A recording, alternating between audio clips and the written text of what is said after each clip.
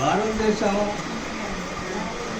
47 August 15 స్వాతంత్రం వచ్చిన తర్వాత దేశంలో పారిశ్రామిక వ్యవసాయ రంగాల అభివృద్ధికి భారీ పరిశ్రమలు ఏర్పాటు చేయాల్సిన అవసరాన్ని దృష్టిలో పెట్టుకొని ఆనాడు ఉన్న పెట్టుబడిదారి వర్గం భారీ పరిశ్రమలు ఏర్పాటు చేసుకునే పరిస్థితులు లేదు కాబట్టి నెహ్రూ ప్రభుత్వం భారీ పరిశ్రమలు మొత్తం కూడా ఏర్పాటు చేసుకోవడానికి అవసరమైన పరిశ్రమలు తయారీ కోసం భారీ పరిశ్రమలు ఏర్పాటు చేయడానికి అవసరమైన పరిశ్రమలు తయారు చేయడం కోసం ఎలక్ట్రానిక్ రంగం, ఉక్కు రంగం, అనేక రంగాలు మొత్తం కూడా ప్రభుత్వ రంగంలో పెట్టారు.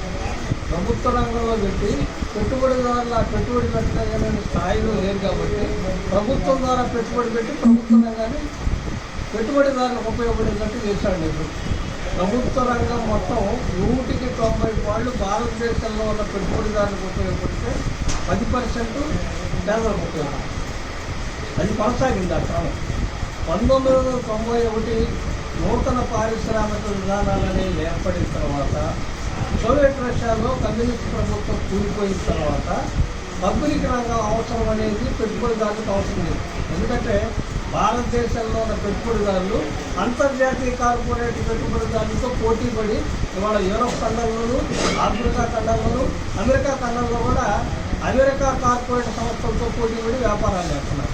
ఆ స్థాయికి ఎదిగారు కాబట్టి పబ్లిక్ రంగాన్ని ఉపయోగించుకోవాల్సిన అవసరం వాళ్ళకి లేదు కాబట్టి ఈనాడు కేంద్రంలో అధికారం ఉన్న ఢిల్లీ ప్రభుత్వం పబ్లిక్ రంగం మొత్తాన్ని కూడా ప్రైవేట్ రంగానికి ఉపయోగిస్తుంది. భూముల్ని అట్లానే ఖనిజ సంపదను ఉపయోగిస్తుంది, పబ్లిక్ పరిశ్రమలు ఉపయోగిస్తుంది, ఉక్కు పరిశ్రమలు ఉపయోగిస్తుంది, ఎలక్ట్రానిక్ రంగాలు మొత్తం పబ్లిక్ రంగం పరిశ్రమలు మొత్తం కూడా ప్రైవేట్ కార్పొరేట్ సంస్థలకు ఉపయోగిస్తుంది. అందులో భాగంగానే విద్యుత్ రంగాన్ని ఆంధ్రప్రదేశ్లో ఉన్న విద్యుత్ రంగాన్ని కూడా వివిధ విభాగాలు చేసి అదానీ కంపెనీకి ఉపయోగం కోసం వైఎస్ఆర్ ప్రభుత్వంలో ముఖ్యమంత్రి జగన్ ఒక ఒప్పందం చేసుకున్నాడు అదానీతో. అదానీ మీద అమెరికా కోర్టులో దావా వేశారు. జగన్కి 1750 కోట్లు లంచం ఇచ్చాడని అదానీ మీద అమెరికా కోర్టులో దావా వేశారు. అందువల్ల ఆ యొక్క విద్యుత్ విభాగాన్ని తీసుకొచ్చి స్మార్ట్ మీటర్లు కడుతున్నాడు. పెట్టాడు, జగన్ పెట్టాడు. కానీ ఇవాళ ఆనాడు తెలుగుదేశం పార్టీ చంద్రబాబు నాయుడు, లోకేష్ ఏం చెప్పారంటే స్మార్ట్ మీటర్లు పెడితే పగలగొట్టేసేయండి, మేమే అధికారంలోకి వస్తాం, మేము అధికారంలోకి వచ్చిన రోజు ఆ తెలుసు లేకుండా వస్తాం, ఆ స్మార్ట్ మీటర్లు కట్టమని చెప్పారు. ఇవాళ అదే చంద్రబాబు నాయుడు ప్రభుత్వం అధికారంలోకి వచ్చిన తర్వాత వ్యవసాయ రంగానికి సంబంధించిన బోర్లకు మాత్రం స్మార్ట్ మీటర్లు పెట్టబడుతున్నారు. వ్యాపారస్తులకు పెడతా ఉంటారు, చిన్న పరిశ్రమలు పెడతా ఉంటారు, వ్యాపారం చేసే వాటికి పెడతా ఉంటారు. అది అసలు స్మార్ట్ మీటర్ పెట్టడం అంటే మన సెల్ఫోన్ లాగానే, సెల్ఫోన్ డబ్బులు వేస్తే డబ్బులు అయిపోతే మాట్లాడాల్సి లేదు. అట్లా స్మార్ట్ మీటర్ కూడా డబ్బులు అయిపోయినాయి అనుకోండి కరెంట్ రాదు, మళ్ళీ డబ్బులు వేసి రీఛార్జ్ చేసుకుంటేనే కరెంట్ వచ్చింది. ఎట్లా కాకుండా విపరీతమైన దోపిడీ స్మార్ట్ మీటర్ విద్యుత్ విభాగం నుంచి దాన్ని దృష్టిలో పెట్టుకొని వామపక్షాలుగా మనం ఏం చెబుతున్నామంటే అసలు స్మార్ట్ మీటర్లు పెట్టడం కాదు, ఆ ఒప్పందాన్ని రద్దు చేయాలి. ఆ ఒప్పందాన్ని రద్దు చేసి కరెంటు విభాగంలో ప్రభుత్వ రంగంలోనే కరెంట్ ఉండేటట్టుగా ఉండాలి. అట్లానే అదనపు ఛార్జీల పేరుతో గత 2 సంవత్సరాల నుంచి వసూలు చేసిన కూడా తిరిగి జనానికి ఇవ్వాలని ఈ స్మార్ట్ మీటర్లకు వ్యతిరేకంగా అదానీ గ్రూపులకు వ్యతిరేకంగా వామపక్షాల నాయకత్వాన్ని ఉద్యమం కొనసాగుతుంది. ఆ ఉద్యమంలో ప్రజలంతా భాగస్వామ్యం నిర్మాణం చేయాల్సిందిగా ఎంసీపీ నుంచి విజ్ఞప్తి చేస్తున్నారు. ప్రియమైన సహోదరులారా, ఈనాడు దేశవ్యాప్తంగా చూసుకుంటే అదానీ అంబానీలు ఎవరైతే పెట్టుబడిదారీ వ్యవస్థ ఉందో ఆ పెట్టుబడిదారీ వ్యవస్థకి ఈనాడు కూటమి ప్రభుత్వం, కేంద్ర ప్రభుత్వంలో ఉన్న నరేంద్ర మోడీ కానీ, అదేవిధంగా రాష్ట్రంలో ఉన్న తెలుగుదేశం, పవన్ కళ్యాణ్ పార్టీలు కానీ నరేంద్ర మోడీ చెప్పినట్టు వీళ్ళు కూడా ఆటలాడుతున్నారు.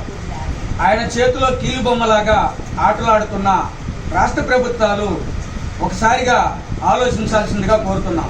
ఏంటంటే ఆనాడు అదానీ అంబానీ వాళ్ళు పెట్టిన స్మార్ట్ మీటర్లని రద్దు చేయాలని జగన్ ప్రభుత్వంలో పెట్టినప్పుడు ఇదే కూటమి ప్రభుత్వం నాయకులు లోకేష్ గారు స్మార్ట్ మీటర్లు పగలగొట్టండి, మేము అధికారంలోకి వస్తే స్మార్ట్ మీటర్లు కానీ విద్యుత్ భారం కానీ ఏం పడకుండా మేము ప్రజలపై భారం పడకుండా మేము చూసుకుంటామని చెప్పి వాగ్దానాలు చేసిన అధికారులు ఇవాళ అధికార పార్టీలోకి రాగానే ఆయాల వాళ్ళు అధికారంలో ఉండగా పగలగొట్టమని చెప్పిన మీరు ఇవాళ మీరు అధికారంలోకి వచ్చిన తర్వాత చేస్తున్నది ఏంటి?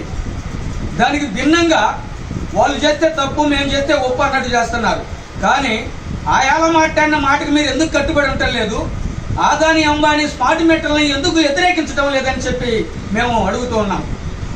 అంతేకాదు ఈనాడు రాష్ట్రంలోకి వచ్చేసరికి ఎస్సీ, ఎస్టీ, బీసీ, మైనార్టీ వర్గాలకు చాలా ఇబ్బందికరంగా ఉన్నాయి. ఎందుకంటే సకాలంలో వర్షాలు లేక, రైతులకి పండించడానికి పంటలు లేక, కల్తీ విత్తనాలు, కల్తీ పురుగు మందులు, పండించిన పంటలకు గిట్టుబాటు ధరలు లేక అధోగత పాలవుతున్న ఇవాళ తరుణంలో ఇవాళ కూటమి ప్రభుత్వం ఫ్రీ బస్సులు పేరుతోని ఫ్రీ బస్సులు పెట్టిన తర్వాత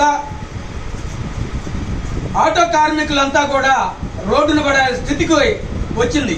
ఎందుకంటే మహిళలంతా కూడా ఆటోలు ఎక్కకుండా ఫ్రీ బస్సులో ప్రయాణాలు చేస్తున్నారు. కాబట్టి ఇప్పుడు దాకా ఆటోలు మగోళ్ళు అంతా కలిసి ఆటోలలో జర్నీలు చేస్తేనే వాళ్ళకి పొద్దుడుదాం 5 కాడ నుంచి సాయంత్రం 11 దాకా కూడా వర్క్ చేసుకుంటే ఆటో డ్రైవర్లకి 500-600 మిగిలేది. అట్లాంటిది ఫ్రీ బస్సులు వచ్చిన తర్వాత వీళ్ళకి ఆ 500-600 కూడా లేకుండా 300-400 వచ్చి వాళ్ళ కుటుంబాలు రోడ్డున పడే స్థితికి ఉన్నారు. కాబట్టి వాళ్ళని కూటమి ప్రభుత్వం ఆదుకోవాలి, వాళ్ళకి పిఎఫ్ బోనస్లు అందించాలి, అదేవిధంగా ఇళ్ల స్థలాలు నిర్మాణం చేసి ఇల్లు కట్టించి ఇవ్వాలి, అదేవిధంగా వాళ్ళకి ఈ 30,000 రూపాయలు ఇన్సూరెన్స్ కూడా క్లెయిమ్ చేయాలని చెప్పేసి వామపక్షాలుగా మేము డిమాండ్ చేస్తూ ఉన్నాం.